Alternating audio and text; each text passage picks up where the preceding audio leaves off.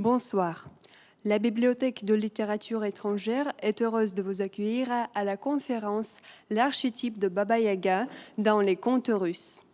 Cette soirée est organisée en partenariat avec l'école Le Quartier francophone. Pour nous plonger dans l'univers mystérieux de ce personnage légendaire, nous aurons le plaisir d'écouter Daria Raskazova, linguiste et étudiante en master à l'Université linguistique d'État de Moscou. Nous avons, voilà Daria, et nous vous souhaitons une soirée agréable. Merci beaucoup Marie. Alors, bonsoir à tous et à toutes, mes chers collègues, mesdames et messieurs. Bienvenue dans cette exploration qui va nous mener bien au-delà des simples contes pour enfants, aux racines même de notre psyché collectif. Et on va nous préparer à franchir un seuil mystérieux. Aujourd'hui, on va parler des archétypes de Baba Yaga. Donc, c'est un personnage très mystérieux, vraiment très bien ancré dans le folklore russe, dans la culture traditionnelle russe. Et on va en parler un tout petit peu aujourd'hui. Alors, mes chers amis, imaginez une forêt profonde où les ombres s'allongent et où les lois du monde ordinaire se dissolvent. Quelque part, au cœur de cette obscurité, tourne lentement sur ses pattes de poule une étrange maisonnette, une hutte de Baba Yaga. Elle est la sentinelle d'un mystère ancien de nos ancêtres. Et aujourd'hui, nous n'allons pas simplement analyser ce personnage folklorique, mais nous allons tenter de, on peut dire, déchiffrer un code culturel profondément enfoui et cristallisé dans la figure la plus ambivalente et on peut dire même fascinante du folklore slave, et ça sera Baba Yaga. Alors, on va parler un tout petit peu de la problématique et de la méthodologie de notre recherche. Notre voyage aujourd'hui, bien sûr, a un but bien précis. Et la question se pose, comment percer le secret de cette ambivalence de Baba Yaga, donc ambivalence saisissante? Comment une même créature peut être si terrifiante, donc comment elle peut nous manger, nous dévorer, nous mettre dans le four, mais en même temps nous aider, en même temps être quelqu'un qui nous guide, oui, donc une figure en fait d'un côté pertinente et très très importante pour le folklore russe et pour tous les sujets du conte qu'on connaît. Elle incarne la peur primitive et l'espoir de renaissance. En même temps, la mort, la métamorphose, le chaos du monde sauvage et l'ordre strict du rite rituel ancien. Pour naviguer dans ce labyrinthe symbolique, nous n'avancerons pas à l'aveugle, bien sûr. Notre expédition s'appuiera sur les 3 boussoles bien fiables. 3 disciplines qui vont dialoguer tout au long de notre parcours. Alors, premièrement, ça va être la psychologie analytique de Carl Gustav Jung et sa théorie des archétypes pour sonder les abîmes de l'inconscient collectif. Après, on va se rappeler un tout petit peu de l'analyse structurelle du folklore de Vladimir Prop pour cartographier la longue narrative des contes traditionnels russes. Et après, on va se rappeler de l'approche mythologique, approche ethnographique, pour retrouver les traces des rites anciens dans les sujets des histoires. Alors, notre objectif est assez ambitieux, bien sûr, c'est d'éclaircir les fonctions archétypiques que Baba Yaga remplit et comprendre comment ces archétypes structurent le voyage initiatique de héros. Donc, dans ce cas, on va parler d'abord des archétypes et des rites de l'initiation en Russie ancienne, et on va voir comment ça se correspond. Avant de nous aventurer plus loin, il y aura un petit avertissement. La forêt des symboles de Baba Yaga est épaisse et bien sûr facilement déroutante. Ces pommes d'or peuvent nous leurrer, ces sentiers peuvent se refermer derrière nous. Pour ne pas nous y perdre, pour donner un sens à ce que nous allons rencontrer, nous avons besoin de plus qu'une simple intuition. Nous avons besoin de 2 guides exceptionnels. Donc, permettez-moi de vous présenter nos 2 compagnons de route. Alors, d'abord, c'est Carl Gustav Jung. Lui, il nous a appris que notre psyché n'est pas une tabula rasa, oui, n'est pas une page blanche. Donc, ça veut dire que en naissant, on a déjà les archétypes, on a déjà des figures, des rôles dans notre inconscient. Et peu importe dans quelle culture on est, peu importe qui sommes-nous, il y a quand même toujours ces archétypes en tête. Donc il y a la mère, oui, le héros, l'ennemi, donc le protagoniste, antagoniste, etc. Donc la mère terrible, la mère, la grande mère, la mère bienveillante. Et du coup, Jung, il a parlé de ces archétypes et on va voir avec vous aujourd'hui que c'est exactement ce qu'on va trouver dans les contes russes et surtout avec notre personnage Baba Yaga. Donc, sous la couche fine de nos souvenirs personnels, de notre conscience, bat un pouls bien plus profond et plus vaste. C'est l'inconscient collectif. Je crois que tout le monde a déjà entendu parler de l'inconscient collectif. On peut dire que c'est même un océan commun à toute l'humanité, peuplé non pas d'images figées, mais de formes primordiales, de modèles universels de perception que Jung a nommés archétypes. Parmi ces archétypes fondamentaux, l'un des plus puissants est celui de la grande mère. Donc, la mère qui nous aime, donc notre vraie mère, oui, chez qui on peut toujours venir, oui, pour demander de l'aide. Donc c'est quelqu'un derrière nous qui va toujours nous aider et au cas où, donc il va toujours nous rattraper. Mais vu que il y a toujours la dualité, oui, à tout, il y a aussi la mère terrible. Oui, la mère terrible, la dévorante, celle qui nous punit, celle qui nous engloutit, celle qui nous avale et qui retient dans ses liens, qui représente la peur, on peut dire, d'être absorbé, d'être avalé, mais même la peur de la mort, juste. Donc, on peut dire que la mère, la grande mère, la mère nourricière, c'est celle qui donne la vie. La mère terrible, c'est celle qui a le droit de prendre cette vie. Et du coup, on va voir comment Baba Yaga, comment ces 2 archétypes, ces 2 images de la mère se marient. Après, on va parler un tout petit peu de Vladimir Prop. Lui, son terrain d'exploration, ce fut le conte merveilleux. Donc, c'est un folkloriste, donc très, très célèbre aussi. Et dans son ouvrage, on peut dire même révolutionnaire, Morphologie du conte, il a démontré avec une rigueur quasi mathématique que derrière cette variété infinie des contes russes se cache une formule unique, donc une séquence invariable de fonctions narratives. Donc, ça veut dire que en fin de compte, n'importe quelle histoire a la logique. Et cette logique est bien claire. Et on va le voir aussi aujourd'hui avec vous. Donc, Prop, bien sûr, il n'est pas resté là. Donc, dans les racines historiques du conte merveilleux, du conte des fées, il a fait une découverte capitale. Cette formule narrative n'est pas une abstraction. Donc, elle est le reflet fidèle, l'écho littéraire, même on peut dire, des rites d'initiation. Donc, on va en parler aussi. Ce sont des rites très anciens et pourtant très réels. Prop a montré que le parcours de héros de conte est toujours typique. C'est toujours quitter la maison, affronter quelque chose, affronter les épreuves, se dire que voilà, j'ai un esprit rebelle, je pars pour retrouver ma nouvelle vie.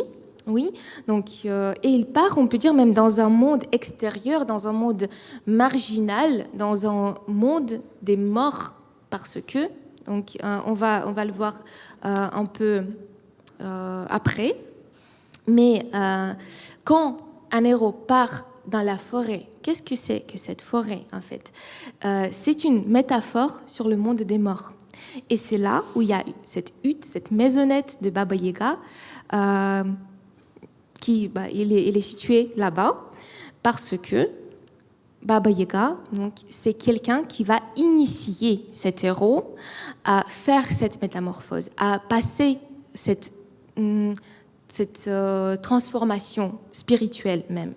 Et par après, donc, chaque héros, il revient, mais il est déjà beau gosse, oui. Il est déjà nouveau. Donc, il est ressuscité, il est rené, on peut dire. Et ce rituel d'initiation, donc qu'est-ce que c'est? En fait, en Russie ancienne, après, ce n'est pas prouvé à 100%, mais il y avait quand même, vu que c'était les païens, oui, c'était le monde païen, il y avait beaucoup de rituels.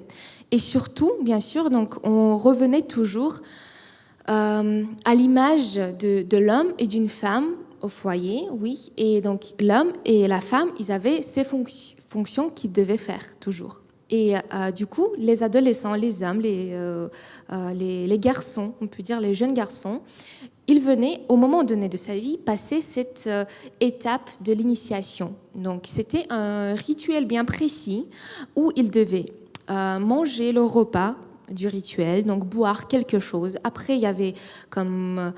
ils se baignaient ou bien ils faisaient un bain. Et après, donc spirituellement, je sais pas, c'est pas moi en fait. Excusez-moi, c'est pas mon téléphone, mais voilà. Alors, il devait renaître, oui, donc quand il faisait ce rituel, donc on peut dire que métaphoriquement, il se réunissait avec le grand inconscient, avec ce monde des morts. Et après, il revenait.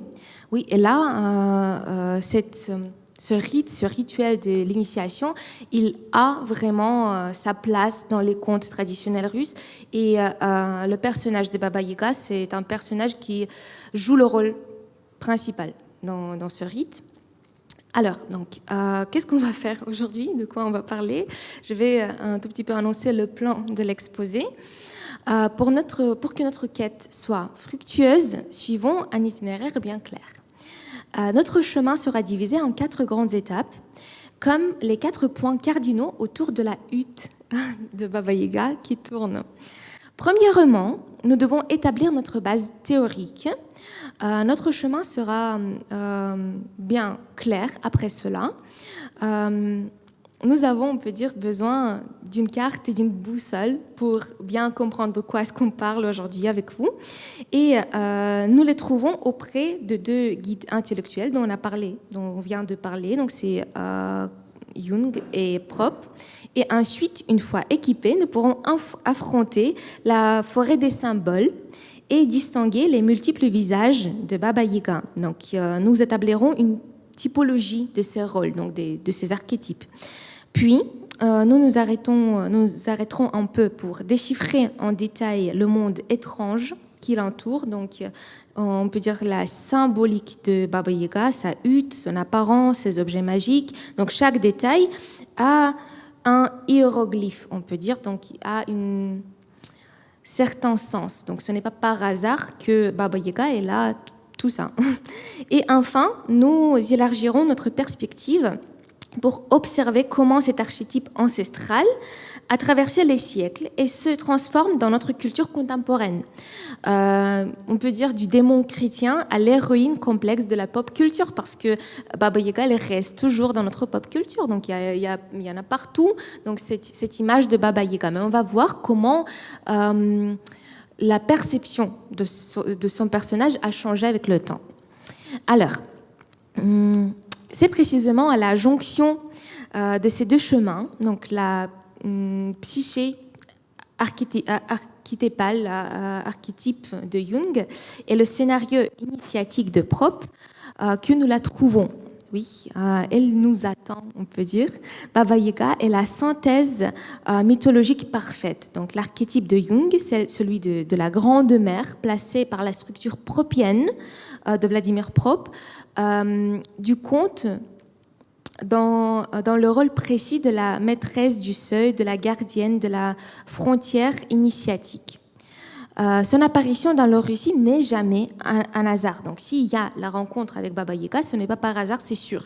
Donc, c'est toujours un point, on peut dire, de culmination, donc culminant du sujet, et la réponse à un appel profond du héros. Donc, on va voir avec les archétypes que les actions, donc, et son interaction avec un héros, il est toujours différent en fonction de on peut dire du but supérieur de cet héros précis. Mais aussi, en même temps, donc on va également voir quel sentiment Baba Yaga nous évoque, oui, donc que ce soit la peur de la mort ou bien la peur même de la vie. Oui, pourquoi est-ce qu'on a peur d'elle? Pourquoi les enfants, ils doivent pas venir ou bien peut-être ils doivent venir chez elle pour qu'elle leur apprenne quelque chose de très important. Voilà. Et on va maintenant regarder cet archétype en face parce qu'il a quand même plusieurs visages. Approchons-nous avec prudence, regardons-la bien et pour cela distinguons ces trois grands visages archétypiques. D'abord, c'est Baba Yaga antagoniste, la ravisseuse, oui, donc celle, on peut dire, la plus populaire, oui, que tout le monde a peur de Baba Yaga. Et on va prendre un exemple familier de conte les Oisins. Et je vous rappelle un tout petit peu le sujet. Donc, une jeune fille chargée de surveiller son petit frère enfreint un interdit. Donc, elle fait quelque chose qu'elle ne fallait pas. Et en punition, les Oisins, messagères de Baba Yaga, emportent l'enfant vers la forêt interdite. La sœur doit se lancer alors à sa poursuite, traversant les obstacles jusqu'à parvenir à la clairière où se dresse la hutte sur les pattes de poule. Oui. À l'intérieur, elle voit son petit frère qui joue paisiblement comme ça avec des pommes d'or. Mais voici qu'apparaît Baba Yaga. Et sa menace est bien précise, bien terrifiante. Elle dit « Prends ton frère, mets-le sur la pelle à pain et enfourne-le dans le four. » Donc, elle dit que voilà, tu dois, on peut dire, tuer ton frère, tout simplement. Et on va un tout petit peu s'arrêter ici. Parce que notre première interprétation moderne serait de voir là un simple projet de meurtre cannibale. Donc, comment ça, je dois tuer mon frère? Mais sauf que, bien sûr, ici, l'ethnographie vient à notre secours et transforme complètement notre compréhension.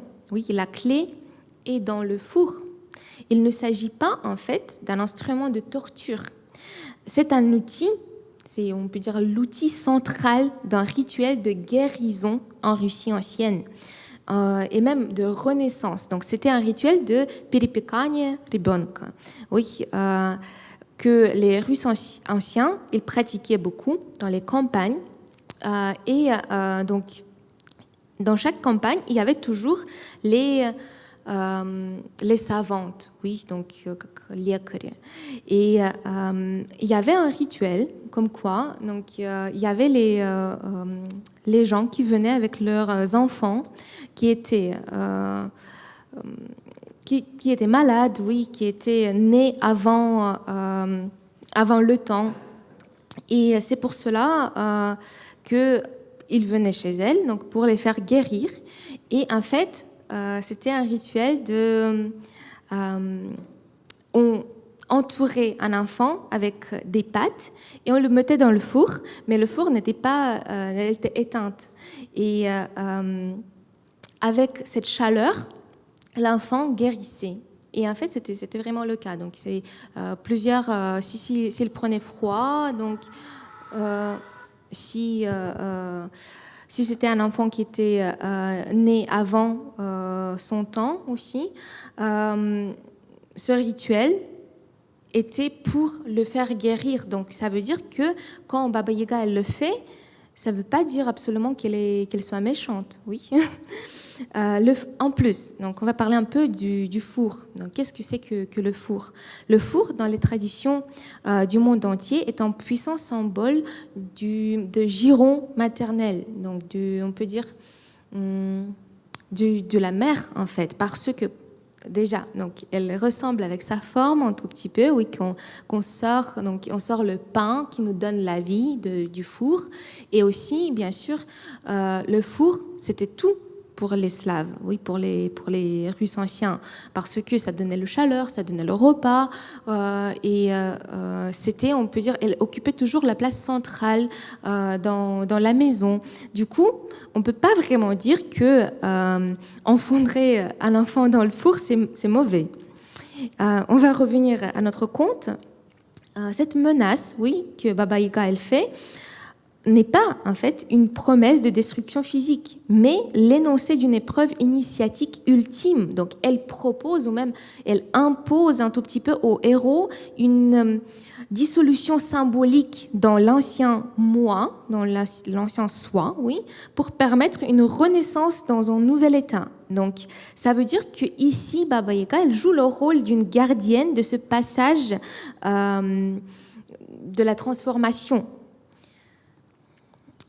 Après, on va voir aussi la typologie de la donneuse, parce que vous connaissez tous les contes où Baba Yaga elle donne quelque chose, elle donne quelques objets qui aident notre héros à passer son chemin, donc à accomplir son but supérieur. Et cet archétype, on peut dire comme la lune, a une face cachée par la lumière. Si nous savons l'aborder correctement, le visage terrifiant de la mère terrible peut se retrouver pour laisser place à son autre pôle. Baba Yaga, la donneuse, oui, la conseillère, l'aidante, oui, celle qui nous aide. C'est l'incarnation de la mère sage, la gardienne du savoir, la gardienne du foyer. Bien sûr que on peut dire que c'est la perception de Baba Yaga un tout petit peu plus positif. Et ça nous fait revenir à la mère nourricière, oui, la grande mère. Par exemple, donc souvenons-nous du conte Vassilissa la Belle. Et on va parler de ce dialogue rituel qui se passe dans ce conte. Donc, ce chef-d'œuvre de cette facette est sans conteste le conte Vassilissa la Belle. Ici, Baba Yaga n'est pas une ravisseuse, mais un destin auquel on se confronte volontairement. Donc, Vassilissa, persécutée par sa marâtre, est envoyée dans la forêt chez Baba Yaga pour y chercher du feu. Elle, donc Vassilissa, elle arrive effrayée, mais quand même assez déterminée. Oui, donc elle sait pourquoi elle vient, pourquoi est-ce qu'elle vient. Et Baba Yaga lui impose une série de travaux impossibles, donc très très compliqués. Et Vassilissa, quand même, elle réussit chaque fois grâce à une aide, on peut dire même précieuse. C'est une petite poupée magique que lui a donnée sa mère mourante. Cette poupée est le symbole palpable de son lien avec sa lignée maternelle, avec la sagesse ancestrale. Oui, donc on parle des ancêtres, parce que pour les Russes anciens, c'était très très important, les ancêtres et le lien avec eux. Et quand Baba Yaga découvre ce secret, sa réaction, bien sûr, est révélatrice. Elle s'exclame « Ah, c'est donc ça ! Dans ce cas, prends ce que tu es venu chercher et pars. » Elle reconnaît en Vassilissa une digne héritière. Donc ça veut dire que elle n'est pas punie, mais par contre, elle est... oui.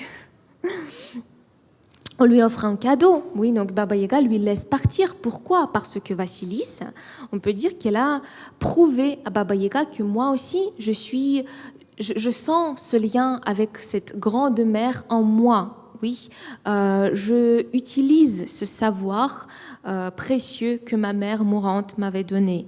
Et en fait, c'est ça qui était le but supérieur de Vassilis, hein, parce que Baba Yaga, elle répond toujours aux besoins primordiaux du héros. Et on peut aussi regarder le protocole, on peut dire, de la rencontre. Avant même de lui donner ses tâches, Vassilissa, ou souvent c'est Ivan aussi dans d'autres contes, prononce une formule magique, oui. Nourris-moi, abreuve-moi, fais-moi prendre un bain au bagna, et ensuite seulement tu pourras m'interroger. Oui, donc on sait tous, on connaît tous ça. Накорми, напои, потом и спрашивай. Et en fait, ce n'est pas par hasard non plus. C'est, on peut dire, la reproduction textuelle du déroulement de ce rite d'initiation. Donc, d'abord, c'était toujours le repas rituel, donc on partageait la nourriture de l'autre monde. Donc, on ne sait pas exactement, malheureusement, on ne sait pas ce que c'était comme repas, mais je suppose que ça pouvait être le même repas qu'on mangeait aux funérailles, donc quelque chose de... on peut dire le repas sacré. J'imagine que c'était le pain aussi, donc qui signifiait toujours la chair. Donc ce n'est pas que dans la religion chrétienne que c'est apparu. Après, il y a fait la purification par le bain, oui, de l'eau. L'eau, c'est toujours une source de la vie. Et aussi, les anciens Slaves, ils le connaissaient. Et la bagna, donc c'est, on peut dire... se baigner à la bagna, c'était très très important pour nos ancêtres et c'était quelque chose qui leur distinguait d'autres nations, d'autres peuples, parce que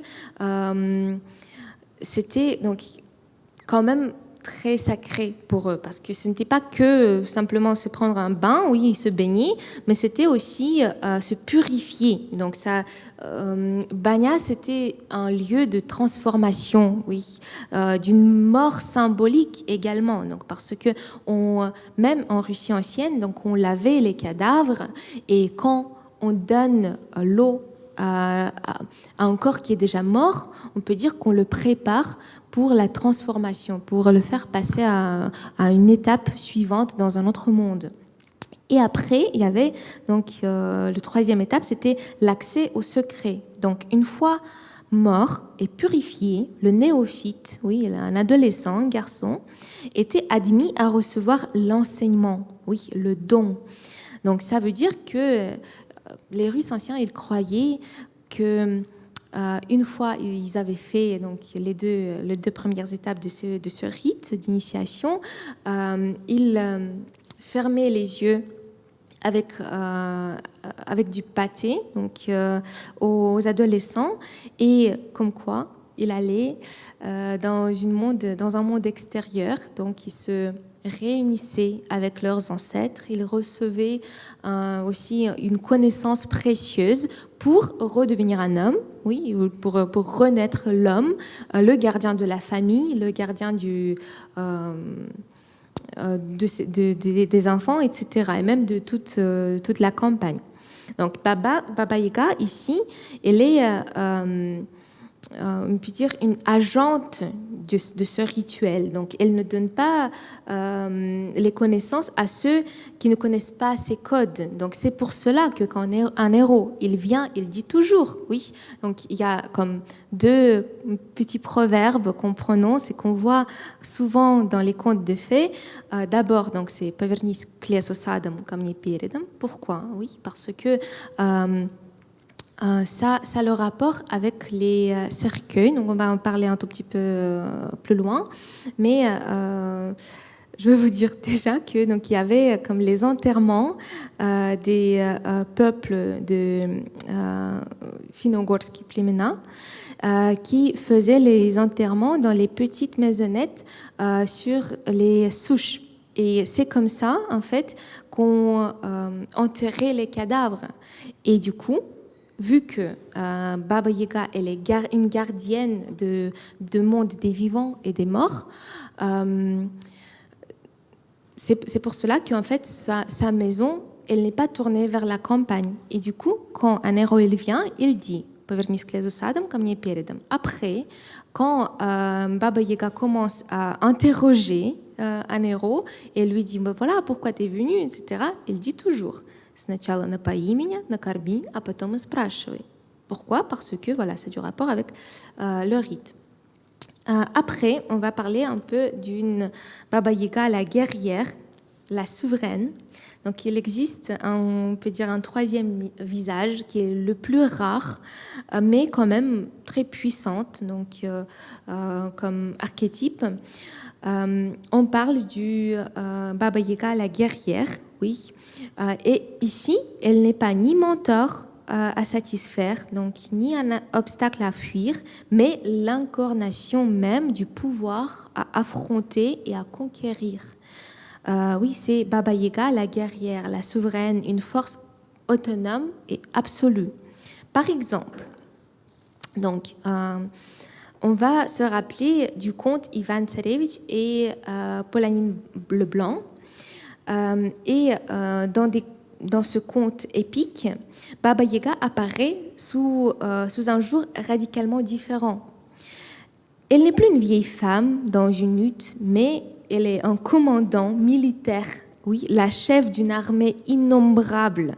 Pour la vaincre, les héros doivent accomplir l'impensable, descendre dans son royaume souterrain. Donc ça veut dire aussi mourir et revenir ressusciter pour avoir cette information sacrée, comment gagner la guerre, oui, comment vaincre.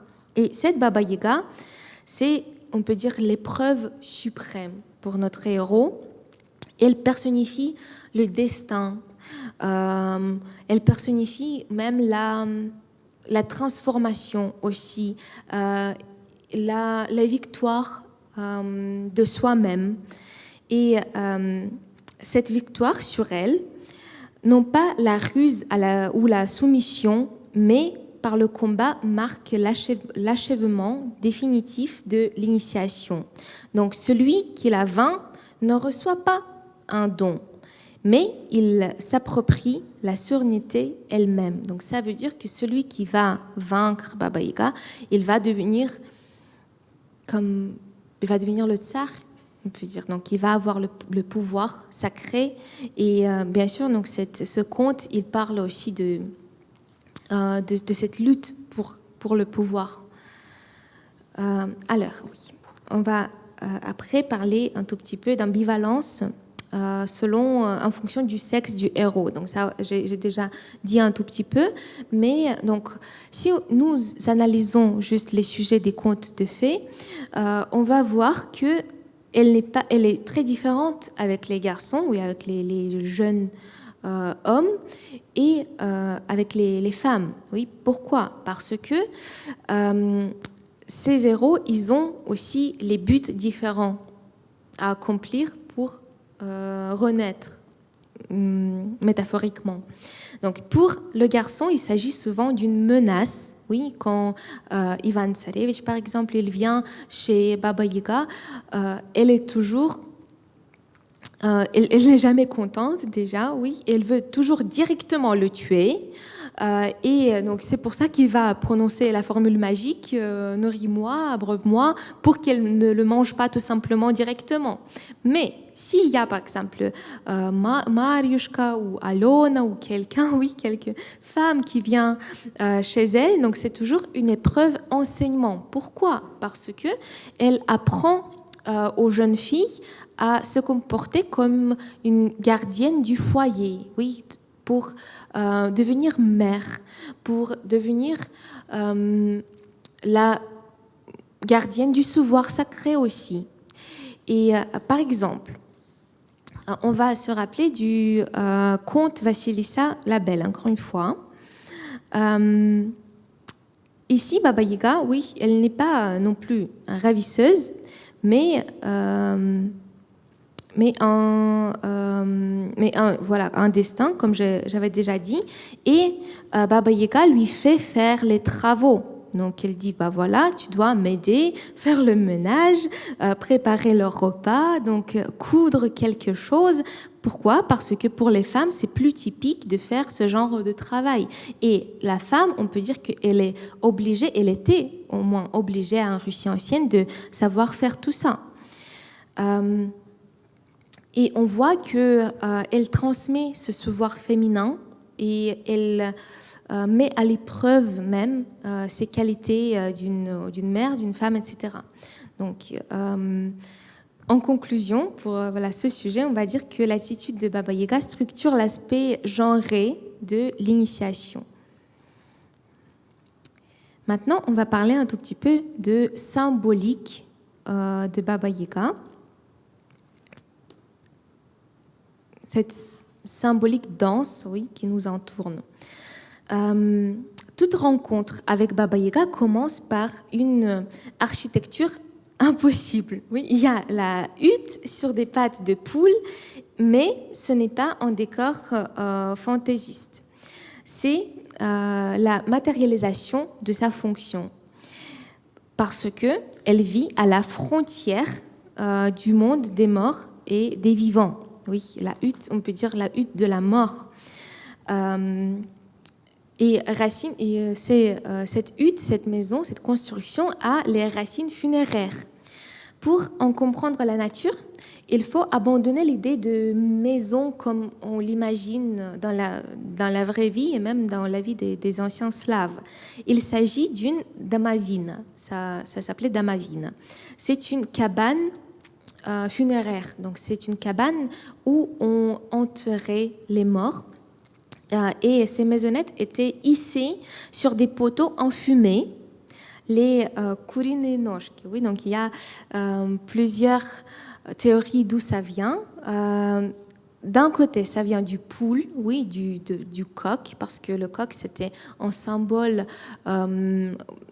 aussi de la guérison, oui, de la résurrection, du soleil, etc. Mais il y a aussi une théorie comme quoi kurine noshki, oui, c'est comme akureneye. Et ça vient du mot akurivati. Pourquoi? Parce que ces maisonnettes, ces huttes, ils étaient enfumés contre les insectes. Parce que on n'enterrait pas vraiment les cadavres dans la terre parce que il y avait beaucoup de marais, donc c'était comme balotная местность. Il y avait beaucoup de marais et c'est pour cela que on faisait ces maisonnettes funéraires pour pouvoir venir chez nos morts, pour pouvoir également avoir, encore une fois, ce lien avec nos ancêtres. Et voilà que donc on va se rappeler encore une fois de cette formule magique qui va prendre du sens, oui. Isba, tourne-toi vers moi, partons devant, et vers la forêt, partons derrière. Donc d'où ça vient? Ce n'est pas une demande capricieuse en fait, c'est un rituel de renversement magique. Donc le héros force le portail à s'inverser. Donc ça veut dire que quand un héros il vient, il impose déjà ces règles du jeu, parce que sinon, donc Baba Yaga ne va pas l'aider. Car donc n'importe quelle initiation, il commençait toujours par le courage, donc par ce oui, cette envie de changer à l'intérieur du soi, parce que si un héros il veut pas changer, Baba Yaga ne veut rien faire, et donc on voit toujours que si ce n'est pas par exemple Ivan Tsarevitch qui vient, bien sûr qu'il aurait le manger, parce que il n'a pas ce but précis et il peut pas répondre à son besoin correctement. Et celui qui dérange sa paix, bien sûr qu'il va être avalé. Ainsi, Baba Yaga, dans sa hutte, on peut dire qu'elle n'est pas une simple sorcière qui habiterait un endroit bizarre, mais elle est l'habitante originelle de la maison des morts, de cette hutte des morts, des cadavres. On peut dire que Baba Yaga, c'est même une image d'un ancêtre primordial. Donc, c'est pour cela qu'elle peut nous lier avec nos ancêtres. C'est pour cela qu'elle peut nous transmettre tous ces savoirs, parce que elle-même, elle est cet ancêtre, et elle-même, selon une des théories, elle est l'ancêtre le primordial, le plus premier. C'est pourquoi on vient à elle pour des conseils. Oui, donc consulter Baba Yaga, c'est consulter, on peut dire même notre ancêtre, notre famille, nos racines. Et son hutte, son isba, qui tourne, c'est un portail dimensionnel. Donc voilà, donc racine funéraire, ça je viens d'en parler. Et on va parler aussi un tout petit peu de son apparence, oui, de son portrait dans notre être. Et son propre corps est à l'image de sa demeure, donc une carte de l'alternité. On connaît tous ces petites phrases tirées des contes. Oui, le nez a poussé jusqu'à plafond. На нос в потолок упирается. Description d'un corps dans un cercueil. Pourquoi? Parce que elle est comme un cadavre dans son cercueil, dans son hutte funéraire. Jambes d'os, donc le squelette qui perce.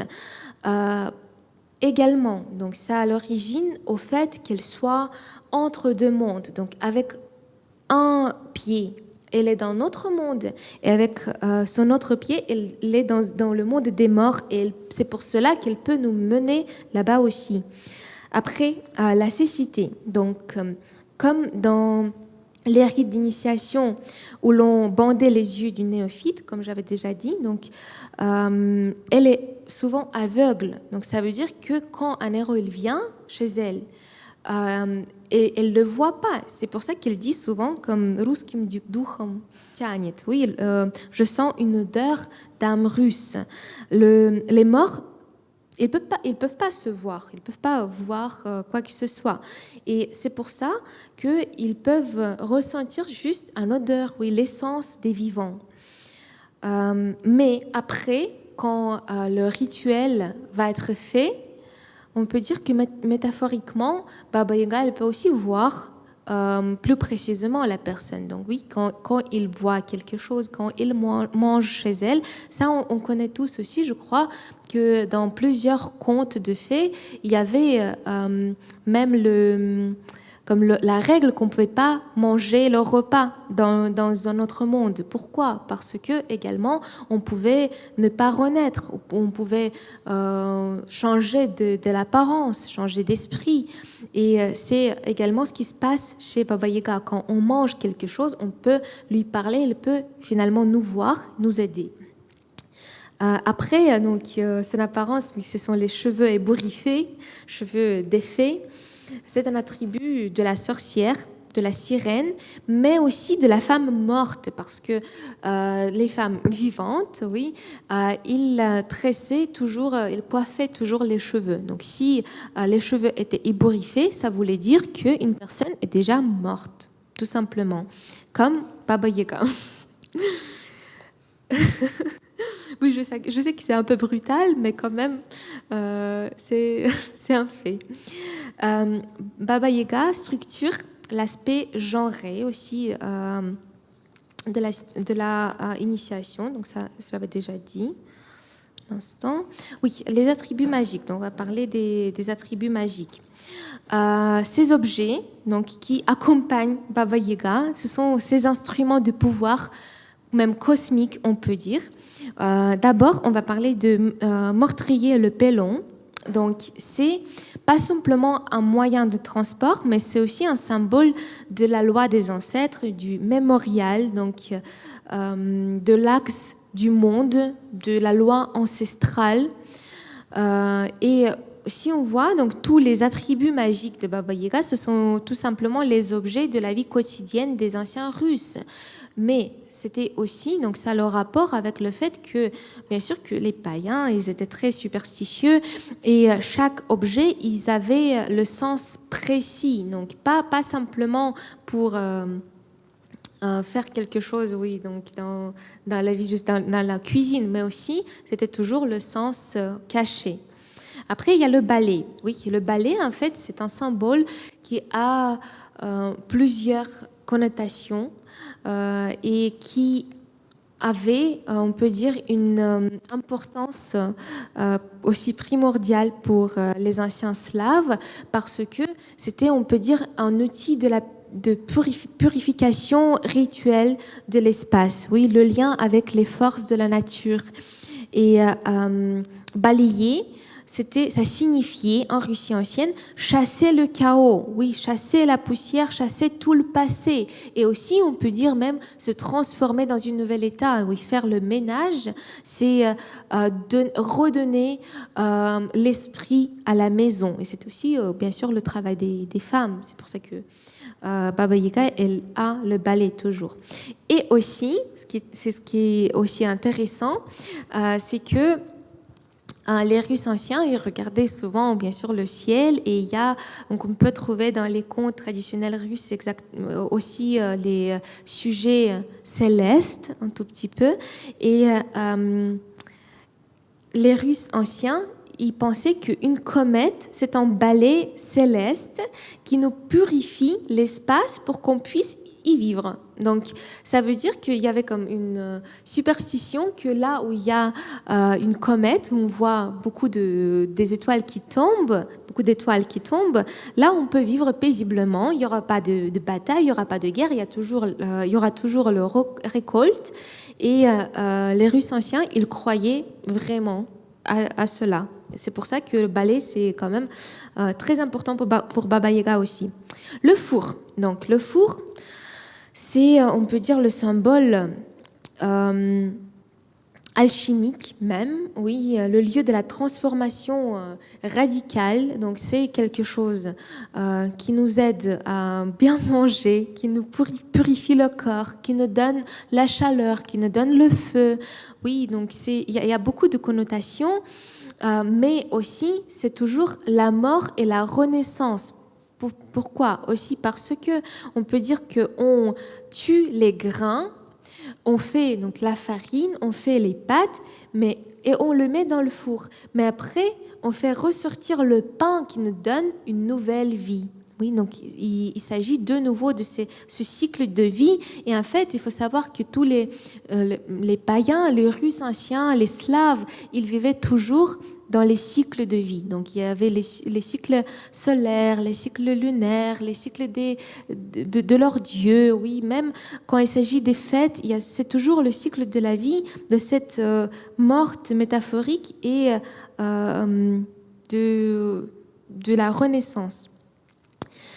Et après, les pommes d'or. Donc, les pommes d'or qui sont présents souvent dans les contes avec Baba Yaga. Et par exemple, avec les enfants, oui, donc souvent, elle donne ces pommes aux enfants pour qu'ils jouent avec.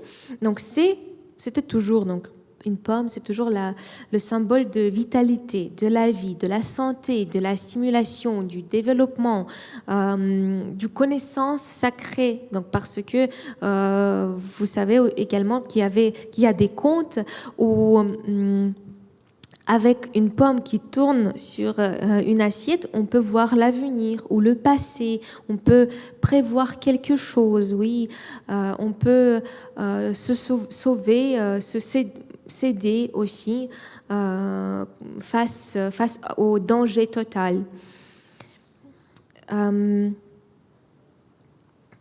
Oui, voilà, donc j'avais déjà dit que le balai comme instrument cosmologique. Également, donc, ce n'était pas qu'un acte de nourrition, mais c'était aussi un acte de création, oui, de purification du chaos, oui, balai céleste. On va parler après de la transformation dans la culture moderne. C'est bien sûr d'abord le déplacement historique. Donc l'histoire a été un tout petit peu cruelle avec la vieille gardienne de la forêt, parce que avec la christianisation de la Russie, donc quand la Russie est devenue chrétienne, un immense basculement symbolique s'est opéré, et Baba Yaga, comme la figure majeure de l'ancien monde, a subi aussi une métamorphose forcée, et de gardienne de Birigunia, oui, d'une protectrice, cette grande mère. Elle a été ravalée au rang d'une sorcière maléfique parce que, bien sûr, tout ce qui avait en commun avec sorcellerie, c'était directement interdit ou bien très mal vu après que la religion chrétienne a été installée en Russie. Et dans la conscience populaire, on peut dire post-chrétienne, c'est l'image qui reste malheureusement, que c'est une sorcière qui est méchante, qui est effrayante, et c'est quand même pas mal imposé dans nos esprits, parce que même si je vous demande d'imaginer Baba Yaga, bien sûr qu'on va penser à une vieille sorcière toute laide et très dangereuse. Donc, comme vous le savez déjà, ce n'était pas toujours le cas. On voit que il y a la démonstration des anciens gardiens du savoir, et dans la conscience collective, quand même, c'est fixé comme méchante et effrayante, mais je vous demande quand même de lire toujours ces histoires un peu plus profondément, parce que à la première vue, ça peut paraître comme ça, que Baba Yaga, elle est quand même méchante et terrifiante, etc. Mais après, en regardant plus près, on va voir que c'est quelqu'un qui aide beaucoup les héros, et ce n'est pas qu'une sorcière maléfique, mais elle est quand même très très sage. Réhabilitation contemporaine en pop culture, donc en littérature, en cinéma. Là maintenant, bien sûr, Dieu merci, ça se passe. C'est que on voit que ce personnage est beaucoup plus complexe. C'est aussi honnêtement pourquoi j'ai choisi de prendre ce sujet comme le sujet de ma recherche, de mon mémoire, parce que c'est le personnage très complexe, donc très tragique, très sage aussi. Pourquoi tragique? Parce qu'il y a aussi une théorie comme quoi son nom vient du fait qu'elle a donné naissance à quelqu'un, oui, à un enfant. Parce que Yegat, Yejit, de l'ancien russe, c'était comme crier. Et donc, ça veut dire que c'est une femme qui a crié, qui a eu l'accouchement. Et apparemment, vu qu'on voit nulle part son enfant, il y a une théorie comme quoi elle a perdu son enfant, et c'est pour ça qu'elle est devenue si méchante, et c'est pour ça que à la première vue, elle veut nous avaler, nous tuer, etc. Mais à l'intérieur de soi, elle garde quand même ce savoir sacré, ce lien avec nos ancêtres, et elle nous aide. Et voilà, donc dans la conscience populaire d'aujourd'hui, on voit que cette image est devenue un peu plus complexe. On peut quand même se poser des questions sur sur le fait pourquoi elle est comme ça, sur son histoire personnelle, et même ici maintenant il y a beaucoup d'histoires adaptées, donc des auteurs contemporains où il y a, on peut dire, l'histoire de la vie de Baba Yaga, qui bien sûr, donc on peut pas savoir si c'est vrai ou pas, mais avec ces histoires, on voit que la perception de ces personnages, elle change quand même un tout petit peu. Donc, dans la culture, dans la pop culture, de nouvelles facettes, on voit de nouvelles facettes de son image, de ce personnage, et on voit qu'il y a quand même beaucoup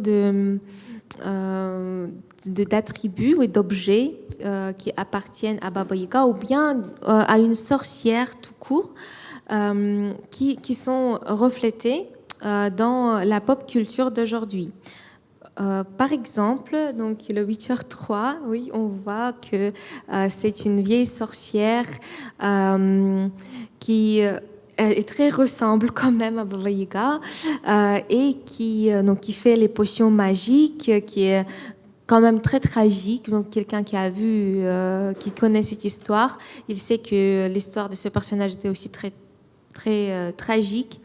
Après, donc, on peut voir l'image, le personnage de Baba Yaga dans les livres de Mokiyenka, et on voit ici qu'elle est plutôt comme une mamie. Oui, elle est très accueillante, elle est gentille, elle est joyeuse, elle est aideuse.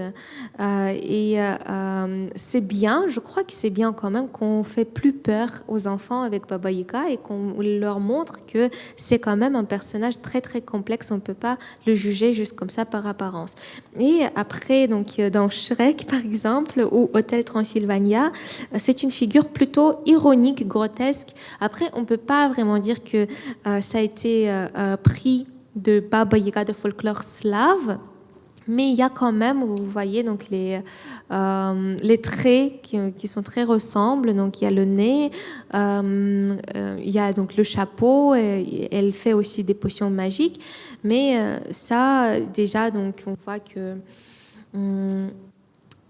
on peut repenser sur ce personnage, on peut y ajouter quelques traits ironiques, quelques traits grotesques. Ce que je pense que ce n'est pas très mauvais non plus, parce que vous savez que on sait tous que pour vaincre la peur, il faut le ridiculiser. Et c'est en fait ce qu'on fait avec Baba Yaga aussi aujourd'hui. Transformation dans la culture, donc le déplacement historique, c'est que on va avoir le potentiel pédagogique dans notre recherche. Oui, c'est aussi la discussion d'émotions complexes. Pourquoi c'est important de parler des personnages comme Baba Yaga? Parce que, comme j'ai déjà dit, c'est assez ambigu, c'est assez contradictoire, mais c'est pour ça que ça nous fait penser à quelque chose très bien cachée de notre âme, oui, de la peur de la mort, la peur de dualité en nous-mêmes, parce que chaque personne elle a quand même quelque chose de bien et de mal, et c'est notre choix, c'est par notre choix qu'on choisit le chemin, qu'on fait des actions et qu'on construit notre destin aussi. Et je crois que juste montrer, même pas aux enfants, mais aux enfants également, juste à tout le monde, qu'on peut être dual, on peut ne pas être ni mauvais ni bon, mais on peut quand même être humain, être vivant. Je crois que c'est très très important. Après, oui, donc le potentiel pédagogique, c'est aussi voir donc ce modèle du rite de passage, donc de l'initiation vers la vie adulte, parce que je crois que vous allez être aussi d'accord avec moi que pour devenir réellement adulte, il faut affronter beaucoup d'obstacles, il faut affronter beaucoup de peurs, et également quand même, en fin de compte, chaque peur qu'on a vient vers la peur de la mort, la peur de l'inconnu, oui, la peur inconsciente de quelque chose qu'on ne peut pas comprendre.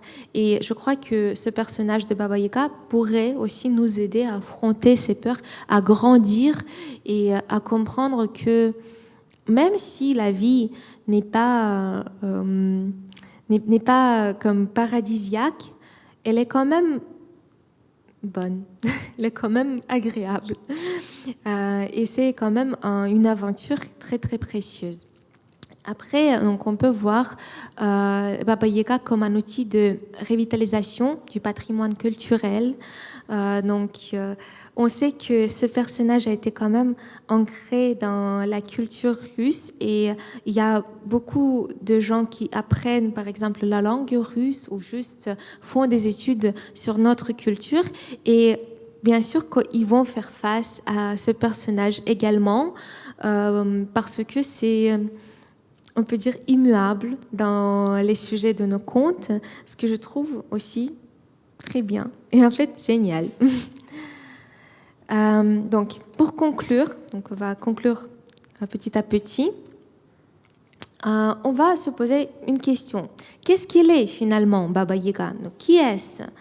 Peut-être c'est une femme, c'est la femme suprême, la grand-mère, la guérisseuse, ou bien c'est la mère primordiale, le premier ancêtre, donc la maîtresse de la frontière entre le monde des morts et des vivants. Et donc je peux vous dire que le Baba Yaga, c'est tout ça ensemble. Donc c'est l'ensemble de tous ces traits. C'est une image quand même très complexe et on peut dire que c'est un archétype clé du conte russe, comme j'ai déjà dit, donc qui incarne ce seuil et ce rite de l'initiation. Elle est ambivalente, oui, elle peut être dévorante, elle peut être en même temps donneuse, et elle reflète la dualité du processus d'individuation, mais aussi la dualité de notre âme et de notre vie tout court, donc de toute notre aventure qui s'appelle la vie. Et la symbolique de son monde est représentée, donc c'est quand même la représentation sur la mort, mais aussi la renaissance, le savoir sacré, donc le cycle de la vie. Ça veut dire que rien n'est fini, oui, rien ne se perd, tout se transforme. Et la vitalité de cet archétype, cette transformation prouve son enracinement profond dans la psyché collective et son potentiel culturel inépuisable. Merci beaucoup de votre attention et je suis prête à répondre à vos questions. Je suis ouverte à la discussion. Merci beaucoup.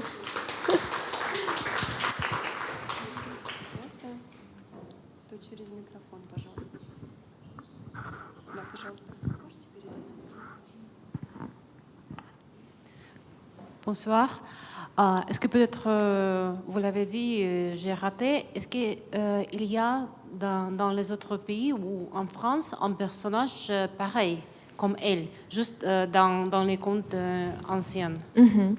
En fait, vu qu'on peut dire que c'est un archétype qui est commun, comme on avait déjà dit, pour l'inconscient commun, oui, bien sûr qu'il y en a. Il y a des sorcières, il y a des savantes, des femmes qui guérissaient, donc comme les guérisseuses, oui.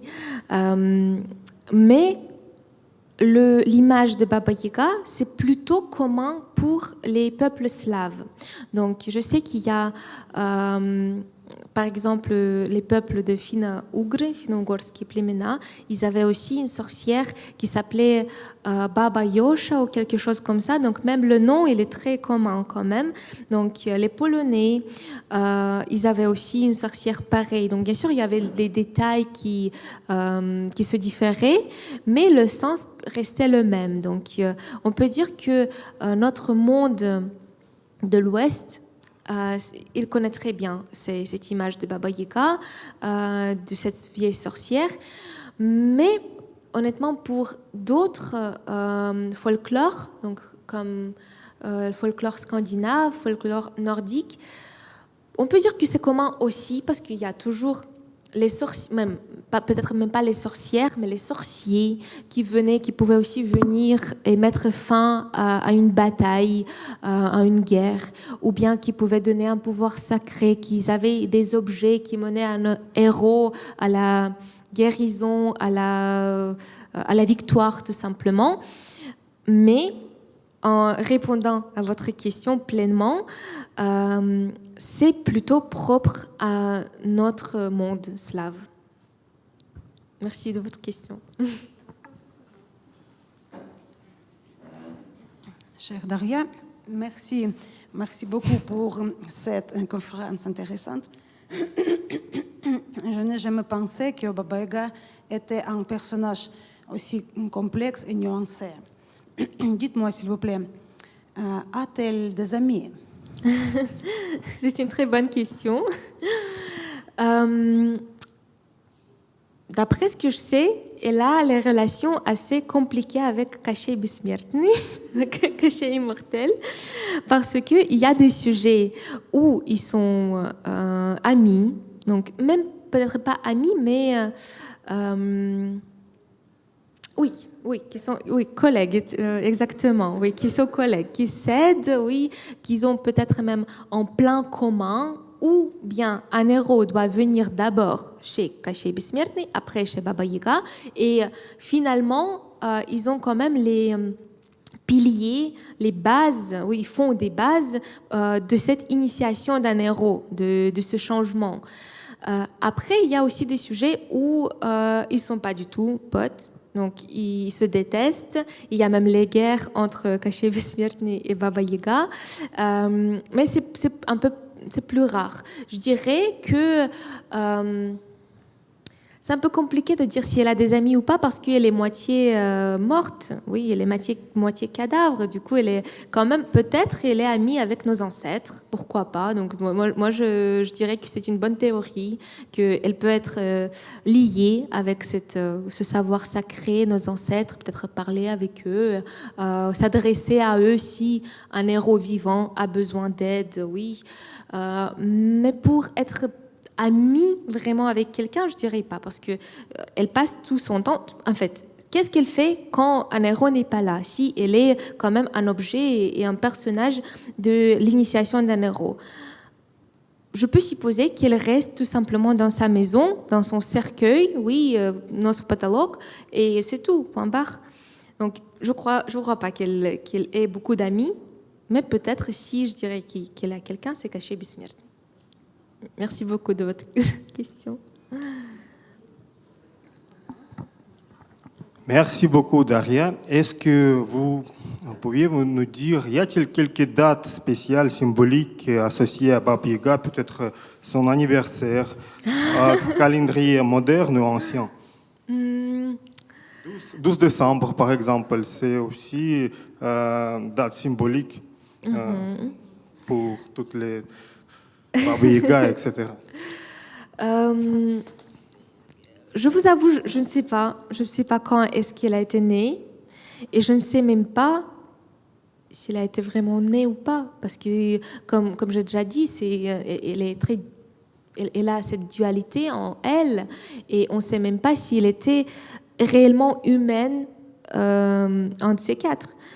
Mais je sais que les fêtes comme Масленица, ou comme Ivana Kupala, ou les solstices. Oui, donc en fait, toutes les fêtes païennes, ils ont le certain rapport avec certaines fonctions que Baba Yaga elle fait. Donc, par exemple,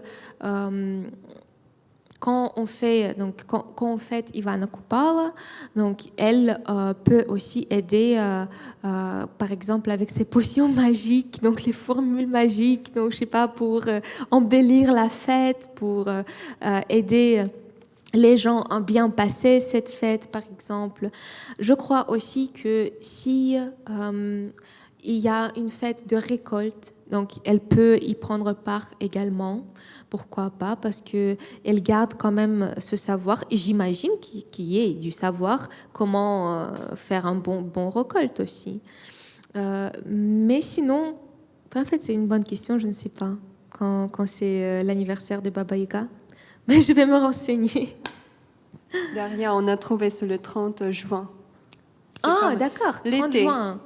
D'accord. Je passe le micro. Moi, je crois que ça a le rapport avec le solstice, peut-être. Oui, merci beaucoup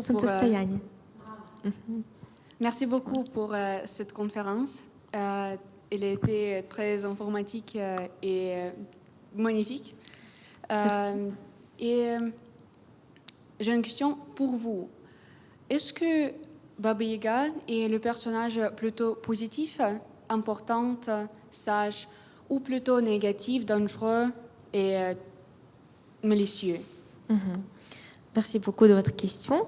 Mais comme j'avais dit, je crois que ça dépend du personnage, du héros lui-même, donc de son but intérieur. Je crois que peut-être même Baba Yaga, qu'elle soit un esprit qui ne fait que refléter la personnalité d'une personne, donc quelque chose d'intérieur en personnage. Et si par exemple un personnage, il vient soi-disant avec la guerre dans son cœur, oui, donc avec des pensées dangereuses même, peut-être elle peut même le manger ou le tuer ou faire quelque chose comme ça. Mais sinon... Pardon? Bah oui, empoisonner bien sûr aussi. facile. Bah oui, bien sûr. Donc, il faisait toujours des potions magiques qu'il pourrait tout simplement empoisonner tout le monde. Mais ça dépend du personnage, de son but, de son envie et même nécessité de cette initiation antérieure, de cette transition à une nouvelle étape de la vie. Et avec chaque personne, elle est différente. Mais bien sûr, si on regarde comme ça de travers, oui, on voit qu'elle n'est pas agréable. Donc c'est une vieille dame, oui, très vieille même. Elle n'est pas très belle. Elle n'est pas une bonne interlocuteur, je crois. Mais c'est un esprit qui aide, qui peut aider dans certaines situations.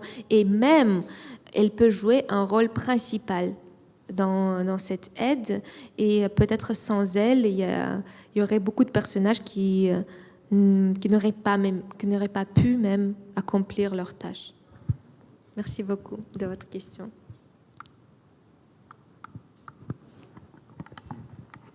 Bonjour. Bonjour. Bonsoir. Bonsoir. Pourquoi avez-vous choisi ce sujet pour faire vos recherches? En fait, c'est une histoire assez marrante. J'ai fait mon master en France, à l'Université de Strasbourg, à la faculté des langues. Et je faisais les études ibériques et latino-américaines. Du coup, ma deuxième langue étrangère, c'est espagnol. Et on avait un cours sur le folklore mondial. Donc, et en fait, dans notre groupe, il y avait des gens de partout. Donc, du Mexique, du Maroc, de Côte d'Ivoire, de France, bien sûr, l'Angleterre, etc. Et du coup, on a un peu réfléchi sur un projet final.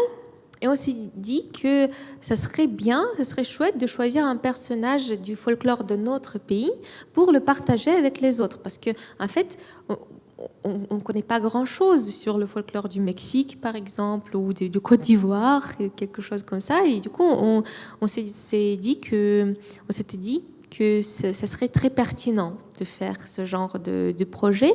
Et j'ai choisi Baba Yaga. Et c'est comme ça que j'ai commencé en fait à explorer ce personnage. Mais je vous avoue, j'étais toujours très fascinée et j'aimais toujours les contes. J'aime les sujets traditionnels russes également, la musique. Et même, voilà, moi-même, j'écris un tout petit peu la musique où il y a, on peut dire, les motifs folkloriques, traditionnels russes, etc. Et du coup, je me suis dit que j'aimerais me plonger un tout petit peu dans ce personnage et comprendre un peu plus, un peu mieux sa motivation, pourquoi elle est comme elle est. Et voilà, c'est comme ça que ça a commencé. Mais en fait, je vous avoue, il y a énormément du matériel sur ce sujet. Il y a vraiment beaucoup d'informations. Et c'est un sujet, même le sujet, même pas de Baba Yaga, mais juste du folklore slave, c'est vraiment inépuisable. C'est très intéressant. Voilà. Merci beaucoup de votre question.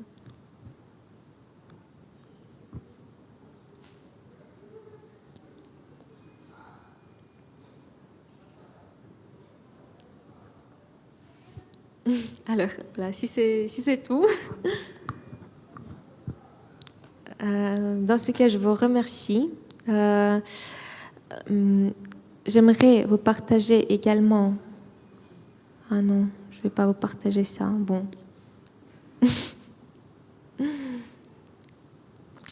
Un instant.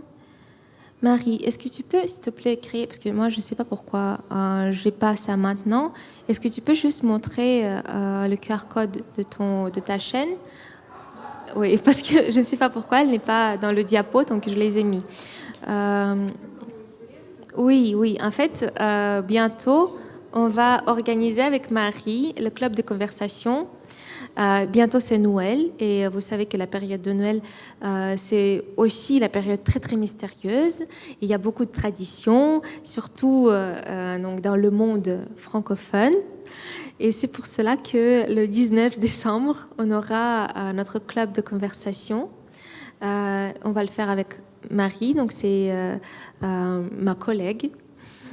Et elle va maintenant, peut-être que ceux qui s'intéressent à ça pourraient peut-être me demander après la conférence ou scanner le QR code que Marie va vous donner. Voilà. Merci beaucoup les amis. Je m'inquiétais beaucoup, je vous jure, mais vous êtes le public quand même très reconnaissant. Merci beaucoup.